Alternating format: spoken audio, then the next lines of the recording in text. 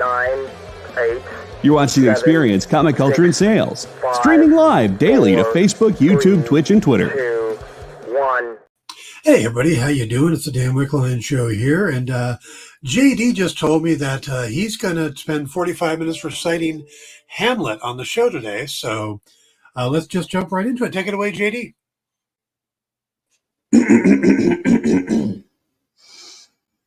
No, I got nothing. I'm sorry. I thought you might say that, so I went ahead and got the script. And so Act 1, Scene 1. Enter Bernardo and Francisco, 2 sentinels. Bernardo, who's there?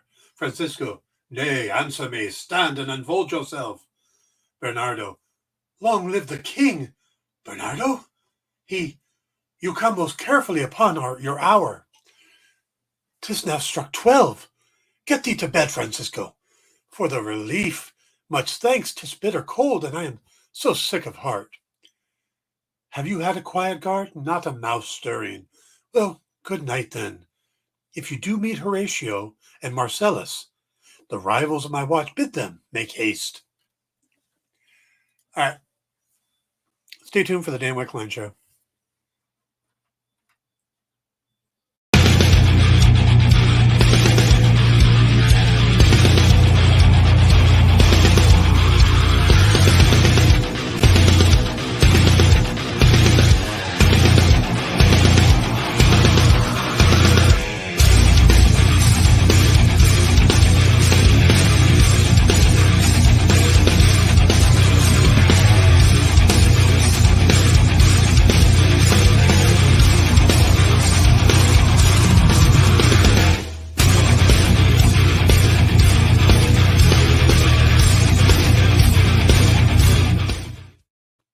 Next time we do that, there will be a next time, by the way.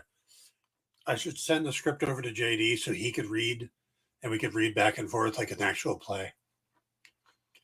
I like that idea. What do you think, JD? Oh, definitely. There you go. All right, guys. Have a good weekend. Well, it is Memorial Day weekend, so... Hello, Thomas. Hello to Eddie, Ed, and of course, Kenneth. JD's on the board. Okay. We got a ton of news. And I was thinking about the industry recently. I got some thoughts on why it's not doing that well. Mind you, I've been in the industry for 30 years. The gray beard kind of gives away that I've been around a little bit. So we'll talk about that. And I got some key collectibles at the end. So that's the lineup for today. Let's just jump into the news. I'm eating peanuts here. Sorry, guys. I'm snacking a little bit. I didn't get breakfast. All right. Let's get into the news. Marvel Studios is starting to move forward on its live-action X-Men movie as they're in talks with the Hunger Games, The Ballad of Songbirds and Snake scribe, Michael Leslie, to write the movie. Now, no talent or director is attached, but and no release date. But this one is one of the major writing assignments that opened up after the writer's strike. So a lot of people were fighting for this one. So Leslie seems to have moved ahead. Kevin Feige and execs made it clear they're in no rush, though. They have taken their time, meeting with numerous candidates since then. So they must really like what Leslie pitched. And it will still be some time before we get the movie because they still need to come up with a director and then start putting together the talent. And they want to do all that as a group. So they've got Feige, they've got Leslie. Now they just need to find a director and then they can start casting. So if you hear any casting announcements for the X-Men before you hear a director announcement, don't buy them. Now, it's no surprise that Marvel wants to get the X-Men universe going again, as it really was one of the most popular and profitable Marvel IPs that Fox had before the merger. I mean, with 7 films and Wolverine spinoffs and then 3 more of those. But when Dark Phoenix came out in 2019, it was pretty obvious they needed to start over, and that's now why there's a merger. Now, the X-Men 97 has been a massive success, both for Disney Plus and for Marvel. And so it's clear that there's still a desire for it. And then the tickets just went on sale for Deadpool and Wolverine, and they brought in 8 million in pre-sale tickets on the first day, which is the largest number for an R-rated movie. So there's still definite interest in the X-Men. It's just a matter of getting them out there. So, well, obviously Wolverine will be played by Danny DeVito. That's a given. That would be cool. So, are you and Jim on Sunday or off for the holiday weekend? I believe we're on Sunday. I haven't talked to Jim about that, but we'll probably be on for Sunday. Okay. Other news. You know how Thor Love and Thunder kind of bombed, but Thor Ragnarok was great? Well, maybe the answer to why one worked and one didn't is Mark Ruffalo. Ragnarok had Mark Ruffalo with Chris Hemsworth. Love and Thunder, no Mark Ruffalo. So at least somebody believes that, because Mark Ruffalo is currently in talks to star in an Amazon MGM Studios adaptation of Don Wilson's novella Crime 101, where he will co-star with Chris Hemsworth. Hemsworth is on board to star and produce, and the film will be released in theaters next year. And we're not getting a lot of plot details on it, but the original short story follows a high-level jewel theft that are taking place up and down the Pacific coast, which police have linked to Colombian cartels. Detective Lou Lupsnik, there's a horrible name, had other ideas, and he zeroes in on one perp, a thief looking for a final score. Bart Layton is directing and wrote the script with contributions from Peter Straugen. Now, originally Pedro Pascal was connected to the project as what Mark Ruffalo would be, but he ended up having to drop out. So Ruffalo's in, but Ruffalo's coming off a pretty busy schedule too. He just got an Oscar nomination for Poor Things. He's got an HBO limited series called Task coming up that comes from the Mayor of Easttown creator, Brad Inglesby. He'll also be in Bong Joon-ho's Mickey 17, which he'll be playing opposite Robert Pattinson, and then in a series called Howlin' Harper. Have you heard anything about Chris Hemsworth Hulk Hogan pick? I haven't heard anything I haven't heard anything new about it. So I'll look into it and see if I can find anything. Hey, Lorena, good to see you. All right. Star Trek fans. Any Star Trek fans? Another series in the works from Star Trek from Paramount is Star Trek Starfleet Academy. And they have cast Holly Hunter, who will play the captain and chancellor of Starfleet Academy in a series which will begin production later this summer. The log line for it says, Starfleet Academy introduces viewers to a young group of cadets who come together to pursue a common dream of hope and optimism. Under the watchful and demanding eyes of their instructors, they discover what it takes to become Starfleet officers as they navigate blossoming friendships, explosive rivalries, first loves, and new enemies that threaten both the Academy and the Federation. You know, you could kind of write this one right. I mean, there's only so many things you can do with the Starfleet Academy type storyline, unless you went really off books, like, the Starfleet Academy was hit by a radioactive meteorite, and now they're struggling to survive and get out as all of the creatures and people around them mutate. That would be an amazing log line. But this is pretty standard, what you would have expected, right? So just wish they would have gave us Star Trek Legacy. That did look good. So Disney Plus is set to, this is the big news. Disney Plus is going to, or Marvel Studios are they're finally moving forward with the Vision series to answer what happened at the end of WandaVision. So, hey, Triple B. So Paul Bettany will come back in the role of the Vision. He was in the three Marvel movies is in WandaVision. Terry Matalas, who is the executive producer on Star Trek Picard, will serve as the showrunner for the new series. And of course, this will pick up with the fact that we had, Vision got killed by Thanos, brought back to life by Wanda, and then also reassembled by Sword. And we ended up with the two Visions at the end, and the White Vision ends up getting the memories of. So yeah, it's a whole thing. People have been calling this Vision Quest for a while because it's been in the works. Metalis, of course, was the creator of the 12 Monkeys series. So Hot Vision or Vision Action on the Vision Action. Nice. But the thing to keep in mind here, and that's what a lot of people aren't covering, is we're seeing a lot of news about Marvel. Some of the news says Marvel's only going to do, a couple shows and a couple movies a year. And then we're hearing a bunch of stuff being in the works. Well, yes, because one of the important quotes that came out was Brad Winderbaum, who's the head of Marvel Animation, Television, and Streaming, that Marvel was going to start acting more like a television studio instead of a movie studio.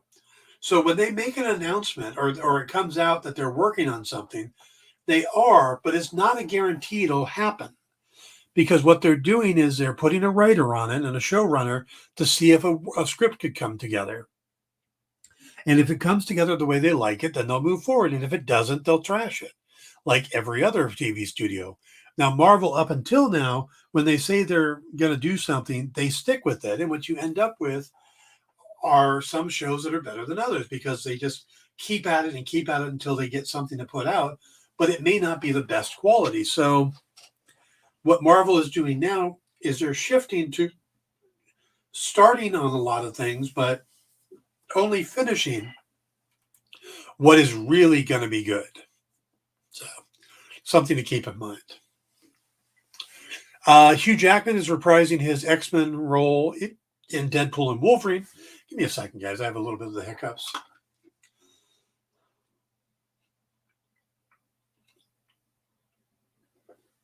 It's an old joke, Eddie. It's an old joke. Jackman came back as Wolverine after saying he wasn't going to, but he tells a kind of a funny story. He says, I was on my way. I was just driving, and literally, just like a bolt of lightning, came this knowing deep in my gut that I wanted to do this film with Ryan. For Deadpool and Wolverine to come back together, I swear to you, when I said I was done, I really thought I was done. But in the back of my head, ever since I saw Deadpool 1, I was like, these two characters together, I knew it. I knew the fans wanted it ever since I put on the claws. People talked about these two.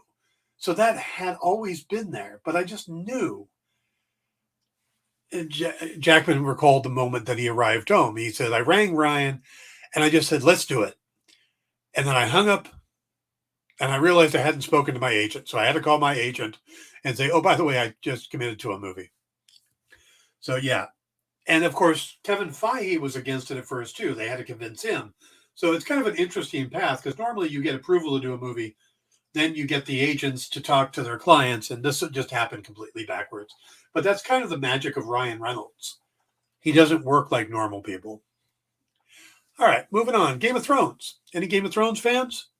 Any Game of Thrones fans left after that finale?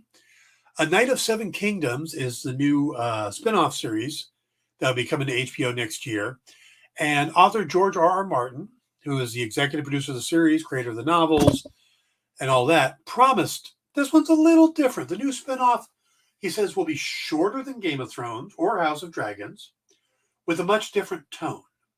Kind of a Game of Thrones light. But it's still Westeros, so no one is truly safe. Now, the series follows the adventures of Sir Duncan the Tall, or Dunk, who will be played by Peter Claffey, and his young squire, Egg, played by Dexter Sol Ansel. Martin went on to say that the show will make its debut next year, and if it does well, Novella 2, The Sworn Sword, and Novella 3, The Mystery Knight, will follow. By which time I hope to have finished some more Dunk and Egg stories. And then he put in parentheses, yes, after I finish The Winds of Winter. He still hasn't finished that book. Ed says he never watched GOT. I watched for about 4 or 5 seasons. All I know is that I saw Tyrion kill his father while he was sitting on the toilet. And I went, all right, that's a good place to end. And I've been happy about that ever since. 2-time Oscar-nominated and Emmy winner Richard Jenkins has joined the cast of Criminal, which is going to be a Prime Video upcoming drama series based on Ed Brubaker and Sean Phillips' multiple Eisner Award-winning graphic novel series. Now, Criminal is kind of an interlocking universe of crime stories based on the graphic novels. Jenkins will play Ivan, Leo's dad's best friend, who has always been an uncle figure to him. He used to be a robber and a criminal, but is now currently suffering from dementia. Leo is trying to care for him, but realizes he's more work than he can handle. Now, Brubaker, of course, penned the pilot for the script and is the co-showrunner, so this should keep pretty close to what he wants to do. He's working with Jordan Harper on the series. Okay. Let's see. Yeah, J says it was right from the book too. Yeah. And I'm not sure about watching HOD. Yeah, I watched the first episode of House of Dragons and I thought, wow, it's a whole lot of people looking like Geralt of Rivia. Okay, one more main story for you.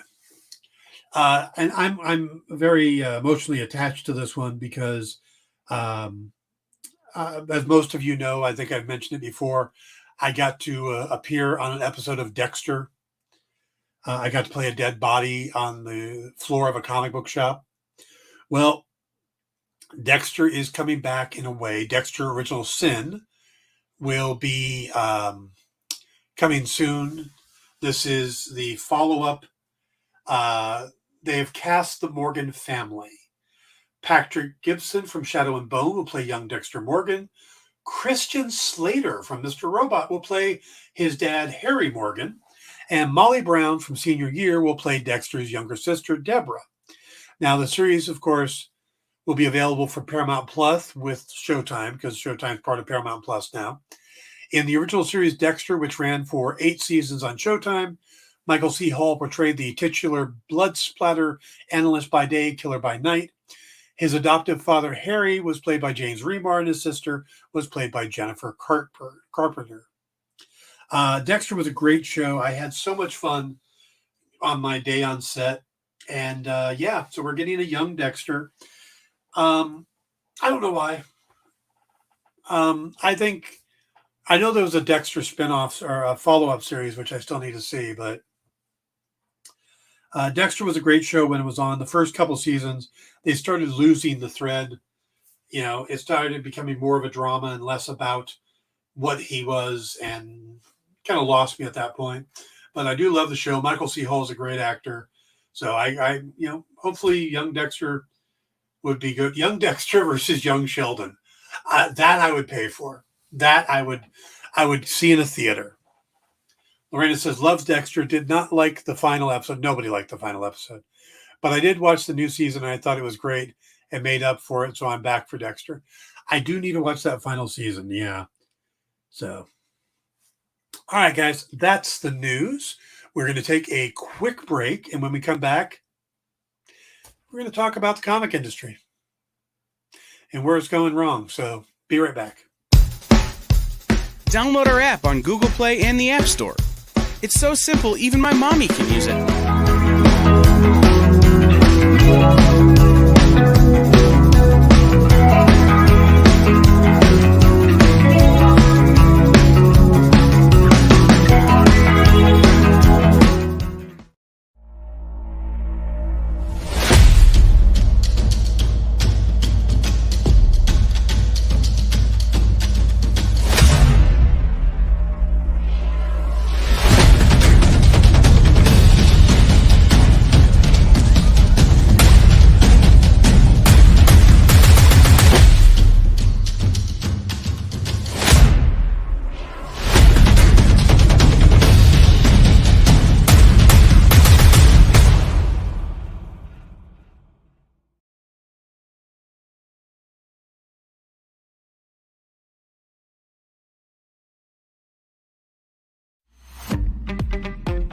So, the show is called The Geek Chat.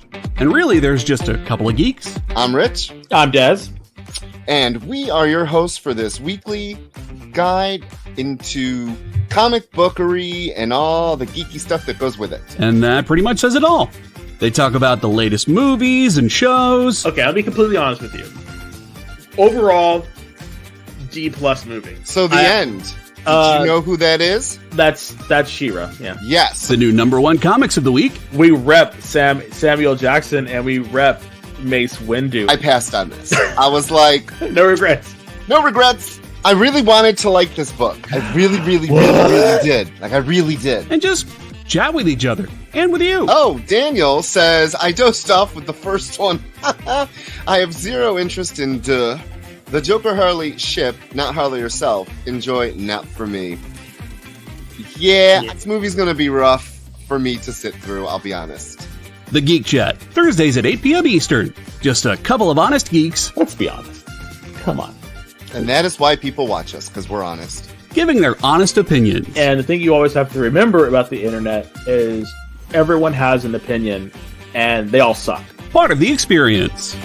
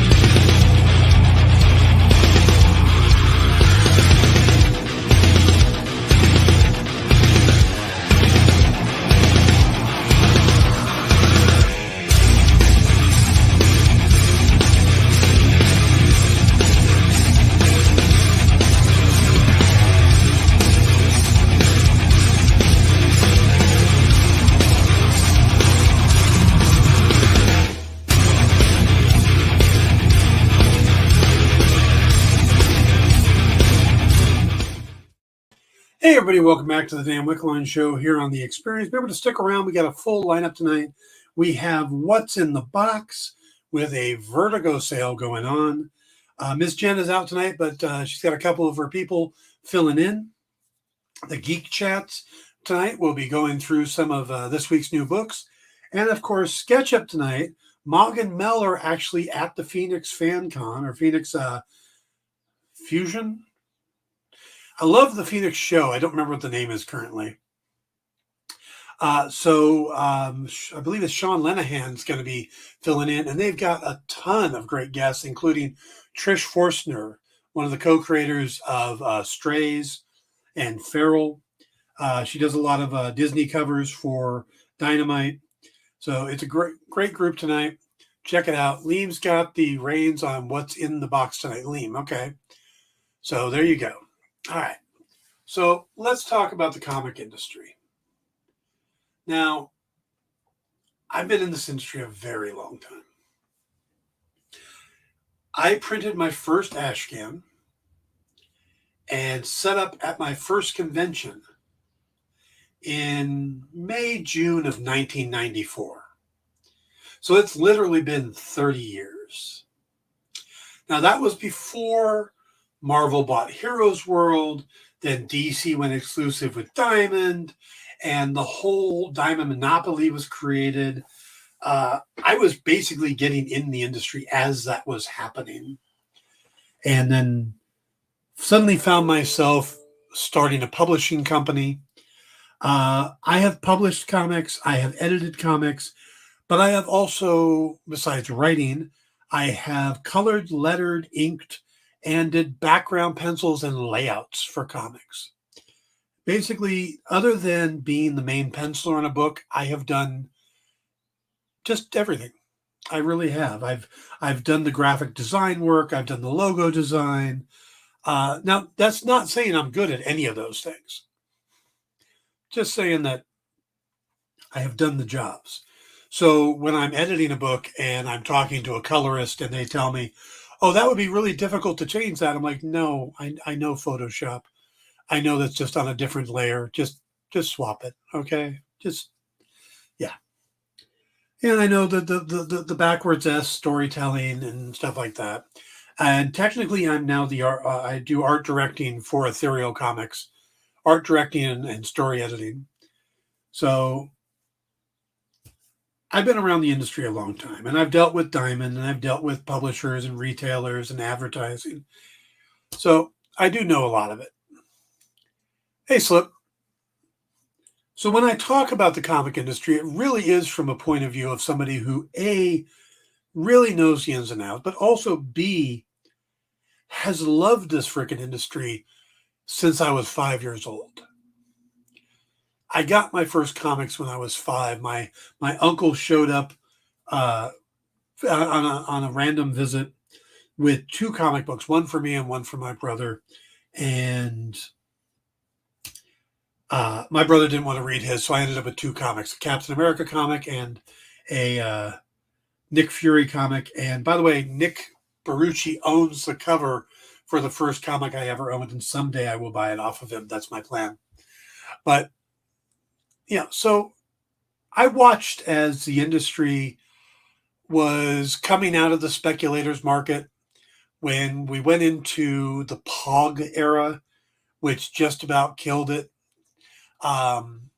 When Marvel was on the verge of bankruptcy, when the only superheroes that were appearing in movies were the Phantom and the Shadow. I remember when Marvel was $1 for a stock when they went on the stock market, and you could get them for $1. And I was going to try to buy some, but I couldn't get my credit card to work enough to buy $500 worth of Marvel stock, which I figured out one day when they sold to Disney, it would have been like 20 grand, I think, or some amazing number like that. But all that aside,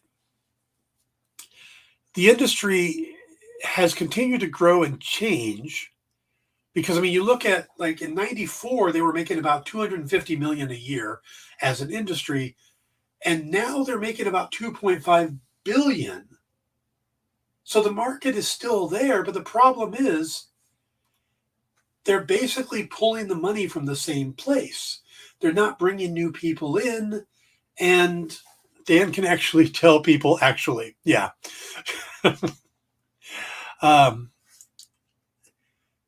So that's the thing, is that the industry isn't, let me put this properly. The industry is fueled by greed, not by the desire to keep the industry going. The industry is purposely killing itself. Like a junkie. You know, the next big wad of cash, the next big wad of cash.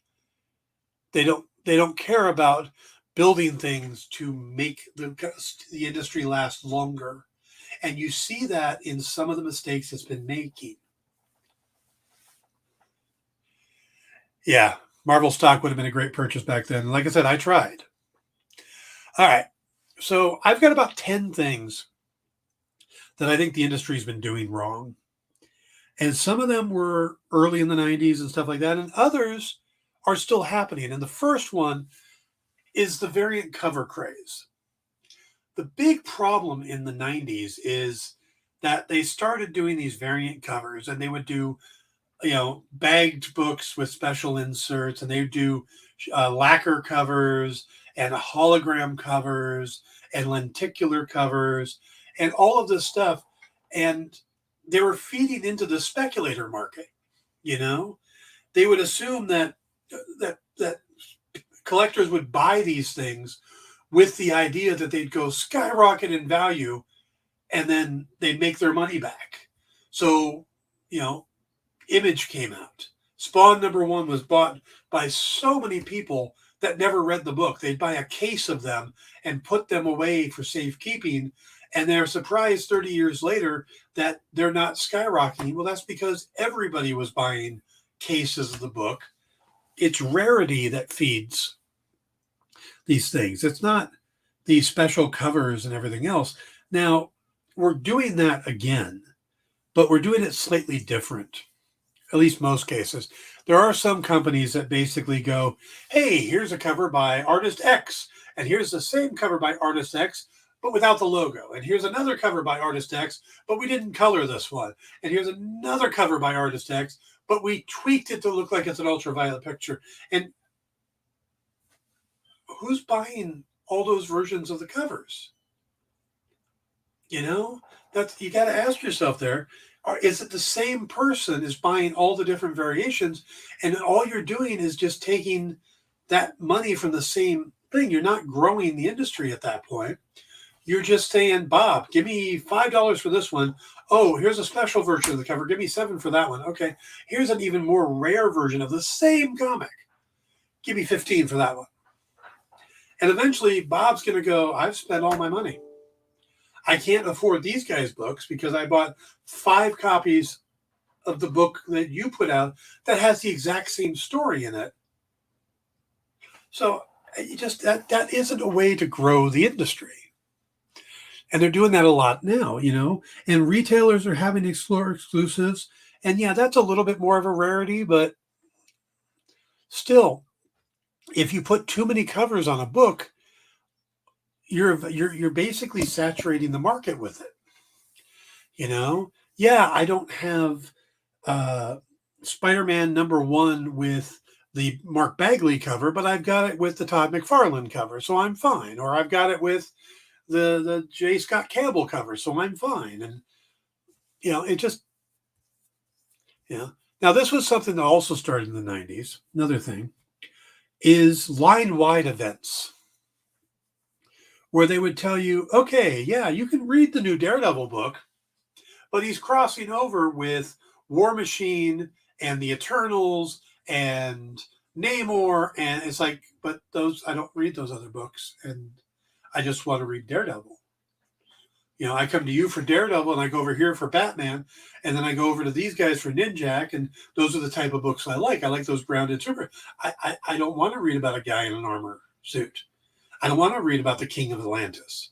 It's not my gig. I like that, but you're kind of forcing them into it. And it's like, okay, well, you did it, this big crossover event, fine. Oh, you're doing another one. Oh, you're doing another one.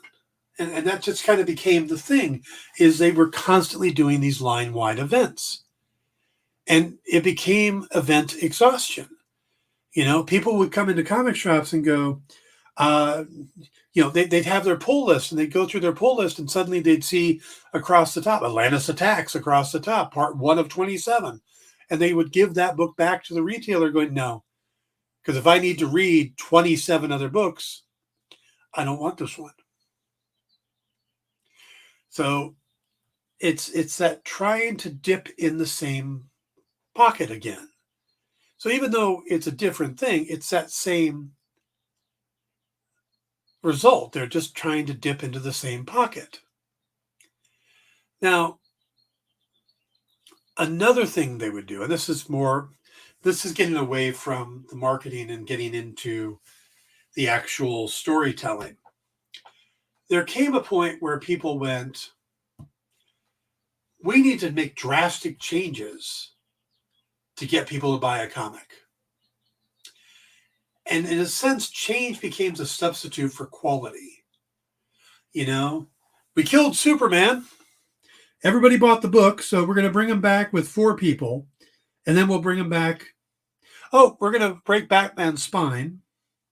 We're going to change out Wonder Woman. We're going to change out Green Lantern. We're going to change out Iron Man. Where instead of just doing good comics, telling good stories, they're using the change to be the driving force of the arc. Now, change can make a good arc, but there's a point where you're changing things so much. I mean, in the last 20 years, Batman suddenly gained a best friend from when he was a kid that we had never heard about, who of course became a villain. He had like a brother, and then another brother, and then the Court of Owls, and all of this stuff. And it's like, why can't we just tell good Batman stories? You know, just make a good Batman story. You don't need to change his history to make Batman a good story. Yeah. Lorraine says, agreed, Eddie. Constant number ones. I'd rather see the actual. Yeah, I'm going to get to that one. Slipknot, do you like the Creepshow movies? I found out on Blu-ray Creepshow 2 included a free comic of Stephen King's short story Pinfall, which was supposed to be a CS2, but wasn't filmed due to budget. Interesting. I did not know about that. I've seen some of the Creepshows. They're pretty good. The Crypt Keeper is always... Is that the same one, Creepshow? But yeah, those Creepshows are pretty good. It says, exactly, Lorena, it gets too confusing trying to follow a story because of the numbering. Yeah, or Marvel's thing of, we have new numbering. Oh, we're going to do legacy numbering because there's a special 700th issue. Okay, we're back to the new numbering. All right.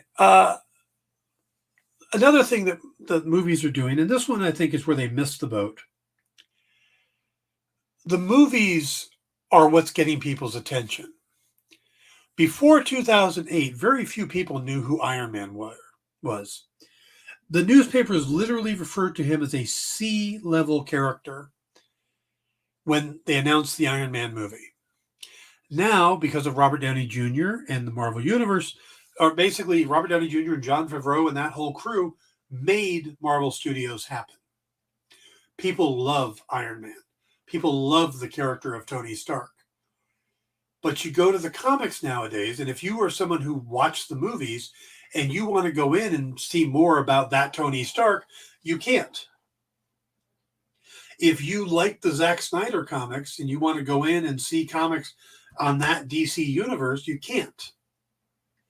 And that's the thing, is that they'll put out 6 Batman books and 7 Spider-Man books, or whatever the current number is.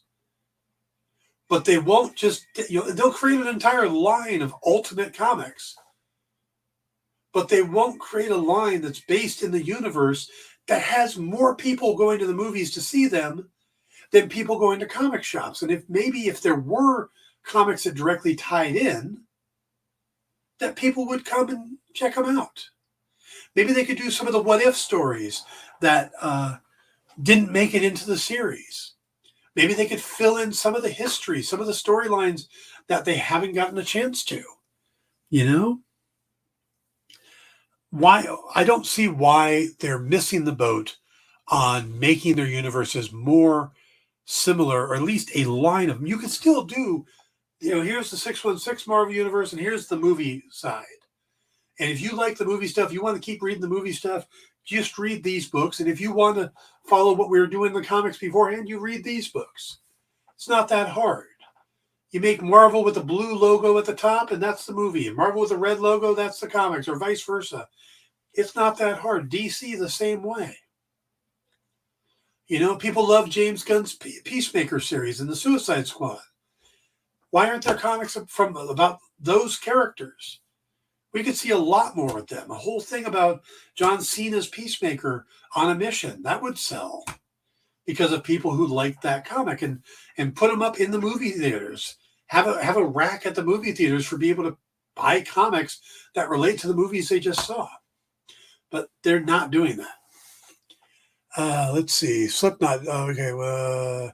Jay says, I watched all the cartoons as a kid, as well as read the comics. Couldn't believe it when they called Iron Man a C-lister. Yeah.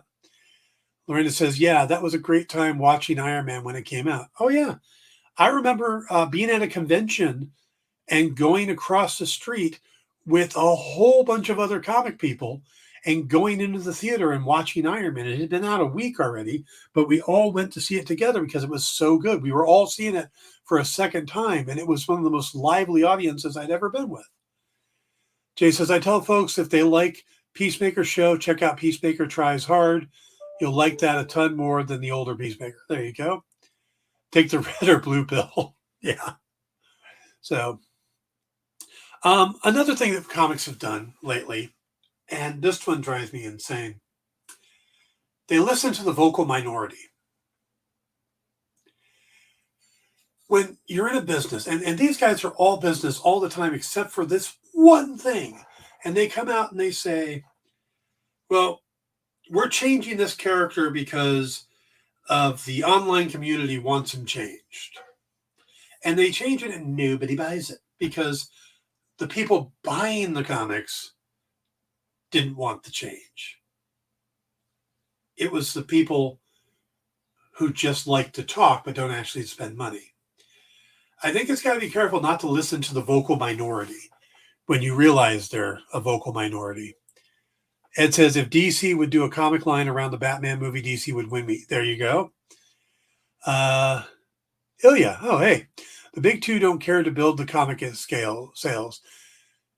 The movie's made more than a comic book could ever net in revenue. That is true, but it's additional money, so why not? I mean, they don't want to throw away money.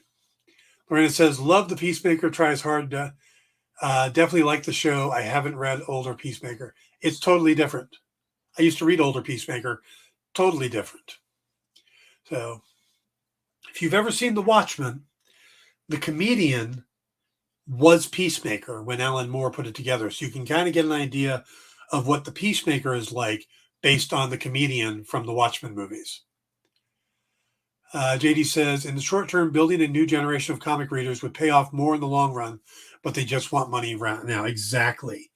And see, that's what happened is in the 90s, prices started going up, and suddenly kids had to choose between Pogs, which were insanely popular at the time. And most of you who weren't around at the time don't realize how insanely popular Pogs were. I mean, it was scary. And it took so many kids away from comics that all they cared about were Pogs. I mean, we started making Pogs to take to conventions to get people to come to our table to look at our comics because Pogs were the leaders. Then video games started picking up more and more. It just got to a part where we lost an entire generation of readers, and we haven't been able to get them back. And the industry, the comic companies aren't making, avenues to get those readers back. They're still trying to pull from the pockets of the older people. I mean, go to a comic shop today, your average customer is in their 40s or 50s. That's going to be, and I say this being in my 50s, that's going to be a dying market. Another thing that comics, Marvel and DC have been doing this. Some of the smaller companies are trying to move away from it, but clinging to capes. Superheroes. Just sticking with superheroes. Every once in a while, there'll be a good book that comes out that's something different. The Walking Dead. Totally surprised people. Strays. Just different books that come out with different genres. But very rarely does anybody try to do a different genre with a cohesive universe, because people love cohesive universes. They love to be able to pick up a Daredevil book and see Spider-Man, or a Spider-Man book and see Iron Man. That's one of the big selling points. But there are ways to do a cohesive universe that doesn't involve superheroes. I personally have one that I want to do. Then if I win the lottery, and I do have my lotto tickets here, if I won the lottery, I would put out a cohesive universe set in urban fantasy, because I think that would work. I have books already. I have storylines. I'm ready to go. Just need the money. But nobody's doing things like that because it's kind of like the movies right now. Why are we getting Dexter, young Dexter? Because they would rather spend money on a young Dexter than spend money on a new idea, because they think there's a built-in audience. So Slipknot says, speaking of Iron Man, I watched RoboCop recently, and the guy who tries to rob the convenience store picks up a copy of Iron Man. It's a small detail that I never noticed before until I saw it. Cool. It said, are Pogs the cardboard circle things that stacked? And yes. Yep. And the first RoboCop remake, I don't know. You'll have to ask Slip on that one. Pogs were pretty popular here in England too. They were knockoff Pogs, which people would also buy. Yeah. We literally bought a metal punch that we would sit there and we printed out sheets, put them on thick cardboard, and it would punch them out and made pogs. It was spent like a weekend making pogs to take to a convention. All right, another thing the industry is doing that drives me absolutely crazy is derivations of characters instead of taking risks. What's one of the most popular characters right now? Miles Morales. But he's not Miles Morales, he's Spider-Man. And all they did was they took Spider-Man and went, okay, let's do it again, but with, a different, with diversity. And Miles Morales is a great character, and he should stand alone. But, derivation. Spider-Gwen. It's just all these different Spider versions and stuff. They're popular because they're versions of Spider-Man. And Spider-Man is popular. She-Hulk, Supergirl, Batgirl, all these derivations of characters. It's like, it's rare to see a new character created nowadays that becomes successful but when they do become successful, they tend to be a variation of an existing character. So, another thing is law of diminishing returns, and this covers two areas. I'm still waiting for Kahori number 1. Okay. Law of diminishing returns. Things that the comic industry does way too much because they think they'll get a boost and they end up not getting much of a boost from it. The girl they invented in What If. Nice. That's right.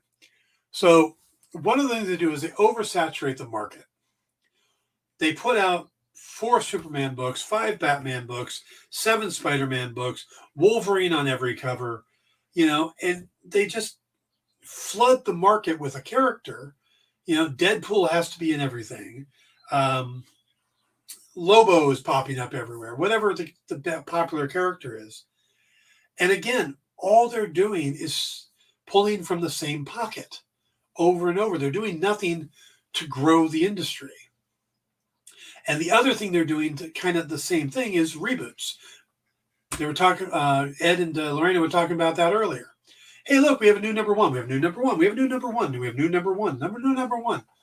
And that, in a sense, shows that you're not that committed to a character. Because as sales go, number 1 sells pretty well because collectors get involved and speculators. Number 2 usually drops about half. Number 3, you can't really tell if a book is going to be successful until the 3rd issue. If the 3rd issue starts going up, then people like the first issue.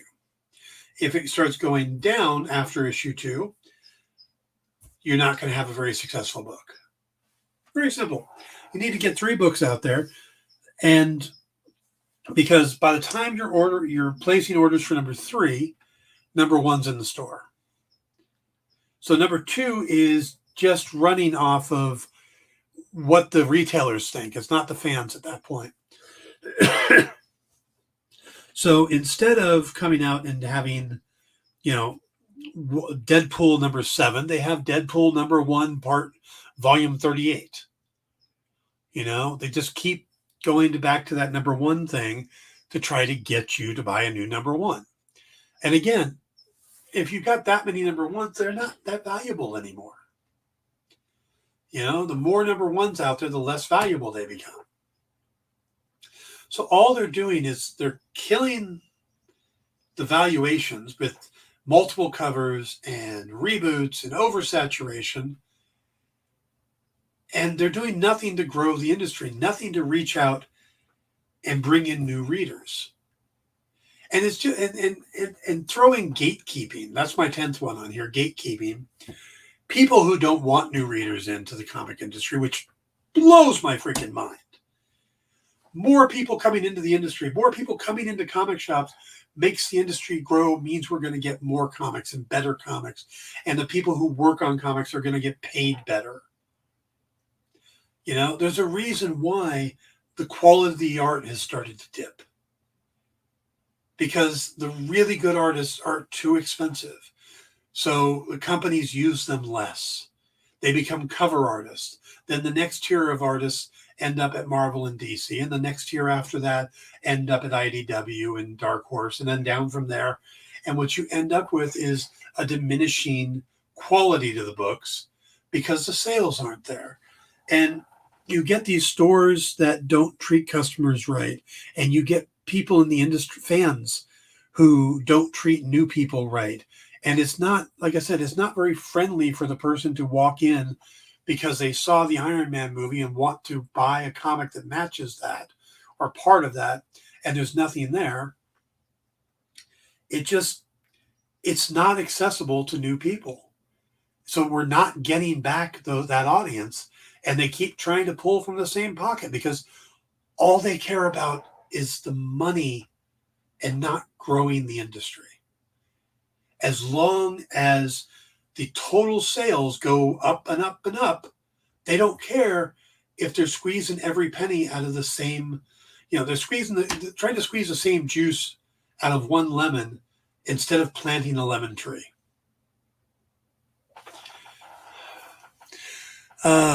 Let's see. What did you guys say? The girl that invented for what? Okay. They should have stuck with Ghost Spider, and my nephew watches Spidey and Its Amazing Friends cartoons they call Miles Spin. Okay. Yeah, there's so many spiders out there. They could have given him his own name. Everyone is a symbiote. Yeah, that's just over the top. People are afraid that their original characters won't take off like Spider-Man and Wolverine, so they rather ride another coach. Yeah, that's just wrong. And honestly, for the big two anyway, the stories aren't good. It's the same thing told in a different way. And all the changes they make get undone anyway to put it back.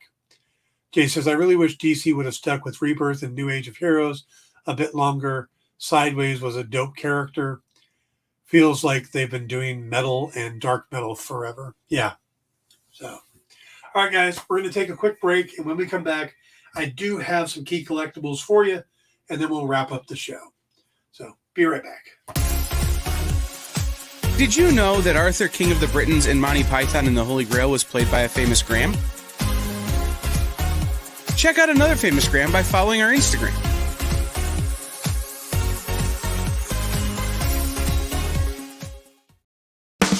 You love comic books. You collect comic books. But even if you own a rare, expensive issue, it's still a copy. How would you like to own a piece of comic book history? The actual art pages the comics were made from? Oh no, you say. That's too expensive. Regular people can't afford that stuff. Can they?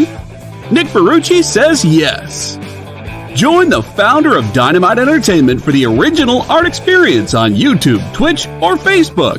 Incredible art at almost unbelievable prices. Does he have some high-dollar pieces for the high rollers?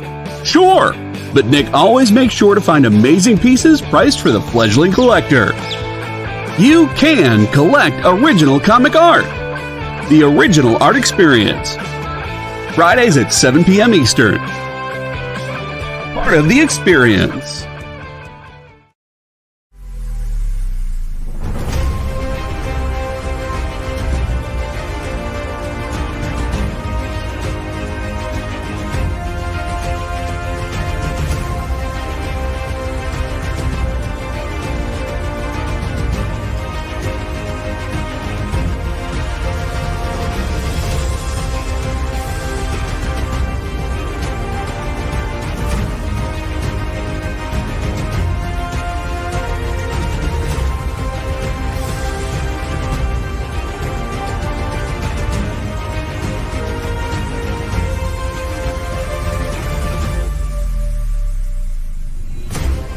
Ask your local comic shop to add Battle Quest comics to your pull list today.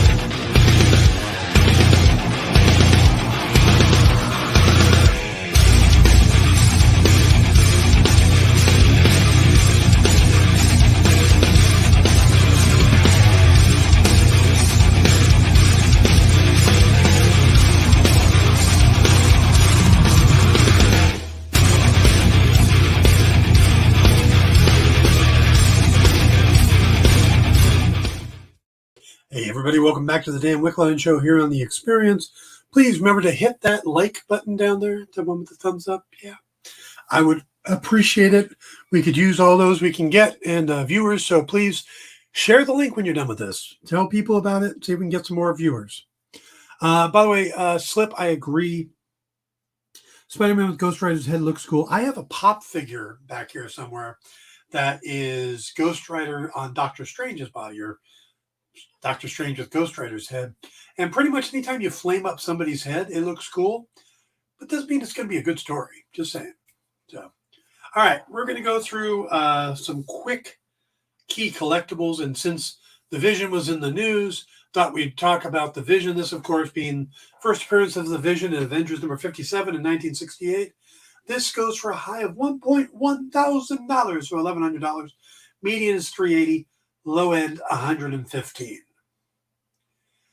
Avengers number 58, 1968. Now, this is where we get the origin of the Vision, and Wonder Man's brain patterns are implanted into Vision, basically because Tony Stark felt bad. Check it out if you don't know. High end on this is only $130, median is $25, low end is $9. Avengers number 76 in 1970, very important issue. This is the first time the Vision met Scarlet Witch. This is technically the meet cute. This is a high of $100, median is $30, low end is $10. Excuse me. Then we have Avengers number 134 in 1975, where the Vision learns his body was actually that of the android Human Torch, except it's not because they retconned that out later. But this is where he starts believing it is. High end is $35, median is $10, low end is $3. Then, of course, we have Giant Size Avengers number 4, 1975, one of the weirdest storylines. But this included the marriage of Vision and Scarlet Witch, also the whole swordsman Mantis story. High end is $80, median is $20, low end is $8. They did some weird stuff in the 70s. Moving on, we got Avengers number 158 from 1977. Wonder Man is back and has a battle with the Vision for the first time. High end on this is $40, median is $12, low end is $4. Then we have the Vision and the Scarlet Witch, number 1 from 1982, first solo series featuring them. High end is $8, median is $2, low end is $1. And we have the 12th issue of the same series from 1982. This is where the Scarlet Witch gives birth to her and Vision's twins, which, of course, have become a big part of the MCU. We're going to see more of them soon. High end on this is $50, median is $15, low end is $5. West Coast Avengers number 45 in 1989. This was the first appearance of the Vision in the white Vision after he was dismantled by the government and put back together and lost his soul. High end on this is 40, median is 12, low end is 4. This is the whole Vision Quest storyline that will likely be part of the Vision series if that gets going. And Avengers number 360 in 1993. This was the first appearance of a thing called the Anti-Vision. And it's when he returns to the green, yellow, and red that we all know and love. And this has one of those shiny covers. High end on this is $3, median's $2, low end is $1. And it's a perfect example why you don't do those covers, because they just don't retain their value. So, all right, let me just check real quick. Yeah, it would be cool to see him pop up in the Sony Spider-Verse. There's a Ghost Rider Wolverine. Yeah, that's a Helverine, I think is the call of it right now. Wonder if that Sinister Six movie is still happening. I don't think it is. It'll come, but it's going to be a while. Jay Burns, I remember seeing some Ghost Rider comics, which were pretty brutal. If they were made into movies faithfully, they'd certainly be R-rated, definitely. I think Marvel Max would be right up your alley, Slim. There you go. All right, guys. Again, thank you for tuning in and my pseudo rant on the comic industry. I really think the industry needs to be put into better hands, less worried about today's dollar, more worried about tomorrow's reader. Because as there's no readers tomorrow, then there will be no dollars. So it's going to be a big weekend coming up. We got stuff going on. We got a special sales show on Saturday hosted by Bronze and Bigsby, the comic guy, I think his name is. So tune in for that. That's at 4 p.m. Eastern, a special sales show. And yeah, it's a big weekend. So enjoy your holidays. I will see you all next week. Have a great one. Yeah. Take care. Thank you, Jay. Thank you, Ed. Thank you, Lorena. Good to see you, all of you. Thank you for tuning in. Have a great night.